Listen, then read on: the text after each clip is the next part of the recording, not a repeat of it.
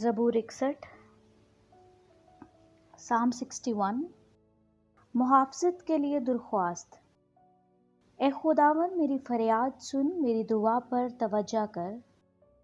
میں اپنی افسردہ دلی میں زمین کی انتہا سے تجھے پکاروں گا۔ تو مجھے اس چٹان پر لے چل جو مجھ سے اونچی ہے، کیونکہ تو میری پناہ رہا ہے اور دشمن سے بچنے کے لیے اونچا برج۔ میں ہمیشہ تیرے خیمہ میں رہوں گا، میں تیرے پروں کے سایہ میں پناہ لوں گا۔